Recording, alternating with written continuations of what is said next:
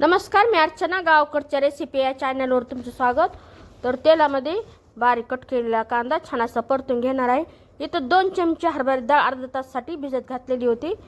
तर अद्रक, कोथिंबीर, लसूणचं वाटण आहे, पण शेंगदाण्याच्या भांड्यामध्ये शेंगदाण्यामध्ये बारीक केले त्यामध्ये बारीक केल्यामुळे असा रंग आलेला आहे।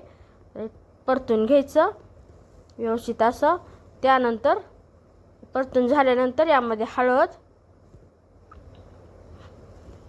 टाकल्यानंतर घरगुती मसाला, काळं तिखट, सगळं साहित्य आवडीनुसार टाकायचं, प्रमाणानुसार व्यवस्थित असं परतून घ्यायचं। मस्त अशी भाजी बनवत आहे। तर बारीक कट केलेला टोमॅटोही छान असा परतून घ्यायचा। गॅसच्या गरजेनुसार कमी जास्त करायची। छान रंग आलेला आहे। त्यानंतर पत्ता गोबी कट केलेला, ही डाळ टाकलेली भिजत घातलेली डाळ व्यवस्थित असं परतून घ्यायचं। तर किंचित दाटसर रस्स्यासाठी दाटसर रस्सा बनवणार आहे, त्यासाठी भाजलेला शेंगदाण्याचा कूट, शेंगदाणे व्यवस्थित भाजून त्याचा कूट बनवलेला आवडीनुसार टाकायचा।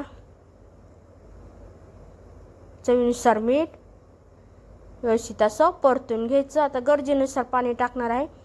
तर भाकरीसोबत खायचं असेल तर शेंगदाण्याचा कूटही कमी टाकायचा आणि रस्साही पातळ बनवायचा। इथं मी चपातीवर खाणार, त्यामुळे थोडंसं दाटसर असा रस्सा बनवणार आहे। उकळी आल्यानंतर गॅसची आच कमी करायची, 6 मिनिटात ते शिजून घेणार आहे।